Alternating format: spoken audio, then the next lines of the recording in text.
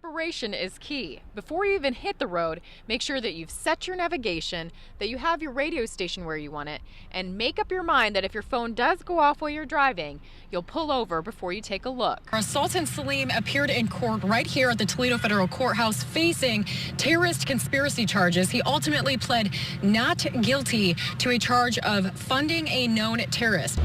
Taking a look at the algae from thousands of feet in the air gives a whole new perspective. Looks like bands of neon green across the water with a high concentration right near a Toledo water intake. You cannot strike the company to keep a... Tensions were high at a meeting between United Auto Workers and its leadership on Sunday.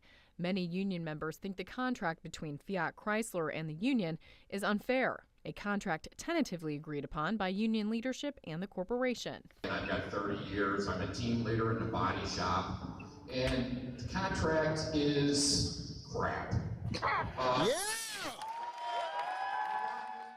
Among the grievances, union members are not happy with the timeline of wage increases or the gap in pay between new hires and veterans.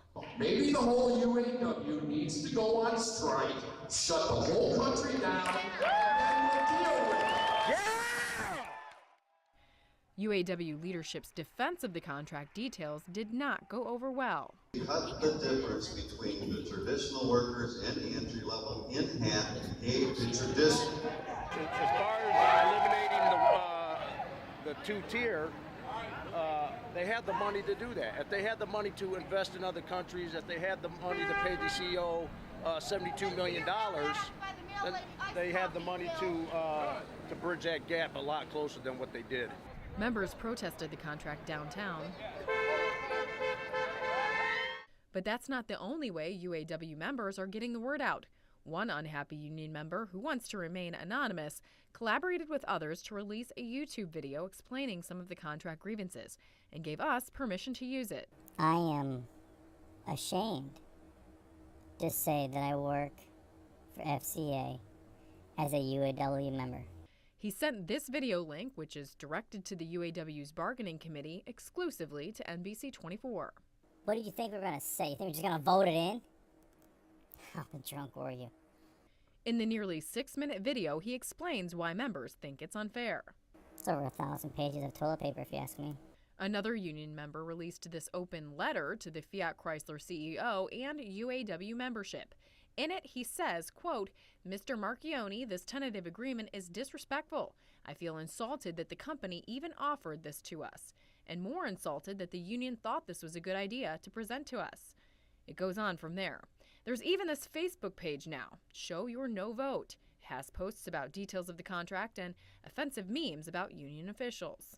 I implore you to please take this contract, throw it in the trash, throw it in FCA's trash, do something with it other than bring it to us. A gift from one secret couple is felt throughout an entire community. In tonight's big story, our Christy Lee explains how a simple act of kindness brought even some of the toughest Napoleon police officers to tears. It's a story you'll see only on NBC 24.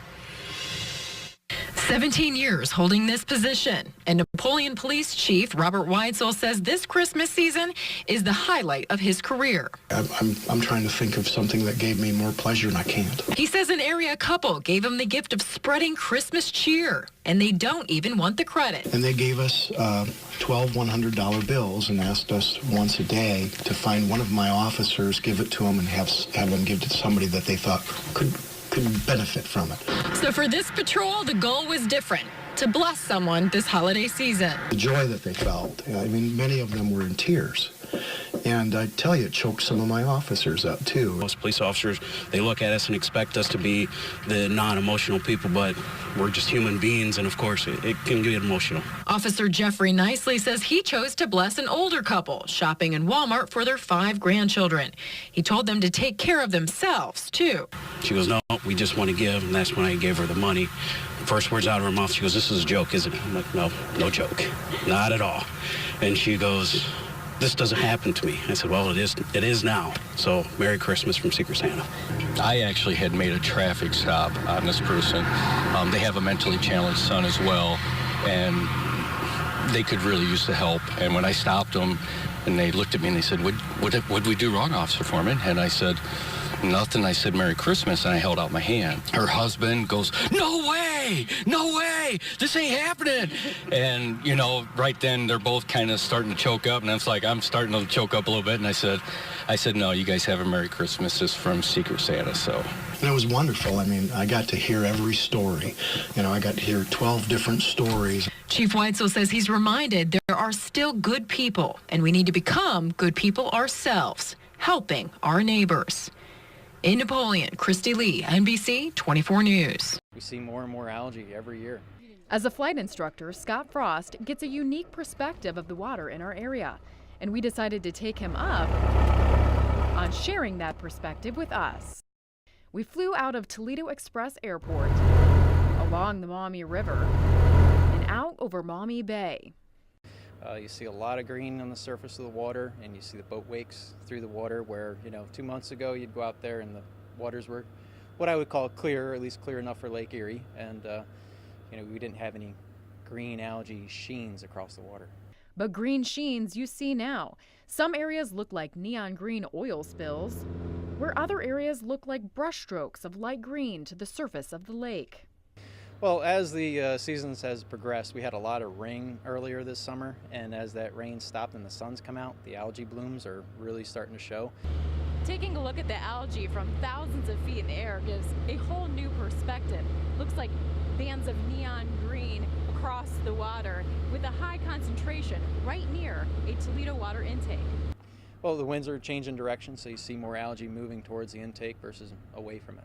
Frost even let me take over the wheel as we headed toward Puddin Bay. The waters there are looking more like a swamp than a lake. The islands seem to be sucking in pockets of the green stuff. As we headed back and looked below, it looks like we might be seeing green for a while. The city does a good job at analyzing the water. It's just when you visually see it and how massive it is, it always raises concern. This is NBC 24 News at 5. Good afternoon. I'm Jim Blue. And I'm Laura Emerson. Right now, a big break in a terrorism investigation. 4 men with ties to Ohio are accused of conspiring with al-Qaeda. The indictment was unsealed today. One of those men just appeared in federal court right here in Toledo. NBC 24's Christy Lee is live at the federal courthouse downtown to bring us the latest. Christy? That's right, Jim and Laura. Sultan Salim appeared in court right here at the Toledo Federal Courthouse facing terrorist conspiracy charges. He ultimately pled not guilty to a charge of funding a known terrorist. We got exclusive local video of the defendant entering the courtroom earlier today. He was appointed counsel, but says he plans to retain counsel at a later date. A U.S. attorney says the defendant and 3 others are being accused of crimes committed in various locations, including the Middle East and right here in Toledo. But this city has been chosen to prosecute the entire case. Now, 4 men are being charged with providing support to al-Qaeda. 2 of those men taken into custody just this morning after the indictment. I spoke with one of the attorneys over the phone earlier. He tells me this has been an extensive investigation involving lots of evidence. The men are facing charges of conspiring to and actually providing tens of thousands of dollars to a known al-Qaeda terrorist. One of the men, Ibrahim Mohammed, living in Toledo at one time, now living in Texas. He appeared in court there today. His brother, Farouk Mohammed, was once an engineering student at Ohio State University.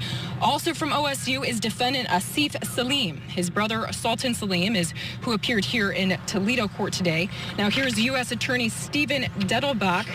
He's stressing the significance of these developments.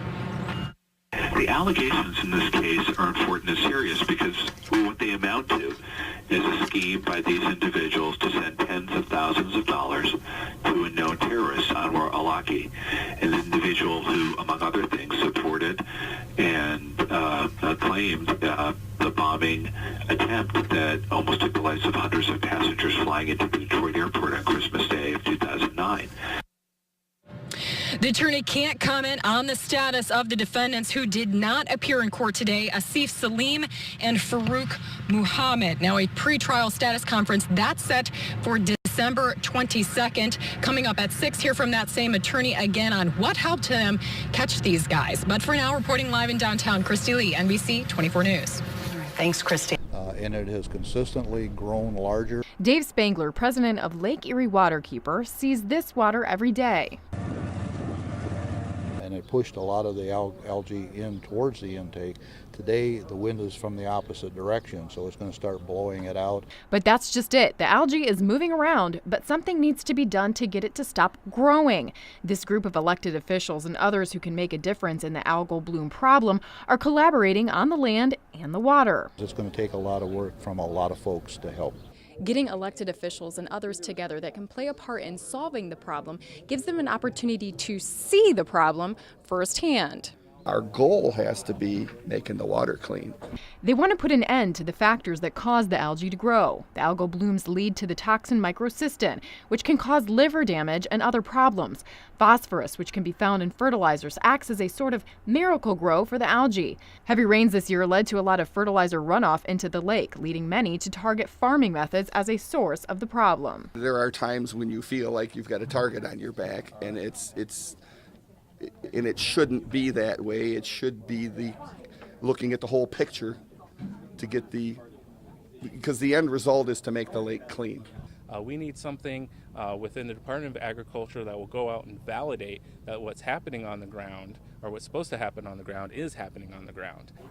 Laws that have already been passed that are currently now less than 2 months into effect haven't even had a chance to have an impact. No matter the cause, lawmakers want to see the problem addressed, not just for the community health, but economic impact. Tourism stats show nearly $13 billion is generated in 8 of 88 counties, and visitors impact the equivalent of 120,000 full-time jobs. You know, the dollars, these are the dollars, and these are the livelihoods that are supported that are at risk if we don't get a handle on this problem. In Curtis, Christy Lee, NBC 24 News. Right now, the annual NBC 24 Holiday Blood Drive is going on at Perrysburg Junior High. The American Red Cross says this is a very important time to give the gift of blood. NBC 24's Christy Lee is live there in the auxiliary gym with why it's time to consider making a donation. Laura, 'tis the season for giving, and what's a more meaningful gift than potentially saving lives? But the American Red Cross says this time of year is when blood donations are the lowest.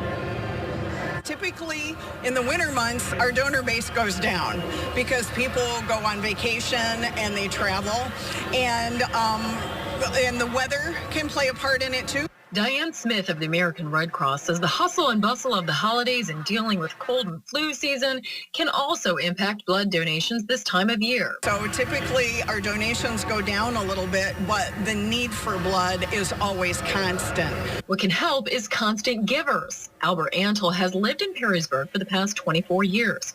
He's been consistently giving blood since high school. I don't know who I'm helping. They never tell us where it goes and stuff, so I'm hoping to helping some family members to hopefully stay alive. Antle donated 2 pints to help kick off the NBC 24 blood drive. Yeah, I was shocked the first time they came up and asked me if I wanted to donate a double.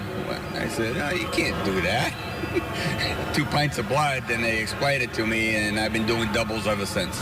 The thing to remember is 1 pint of blood can save up to 3 lives, and that just absolutely means the world to the patients in our area hospitals and to their loved ones, their family members, to make sure that when the need arises, that the hospitals have enough blood and of the right blood types too. And I'm O positive, and it's a genetic blood, I guess. They can use it on everybody. So I get called all the time, yes.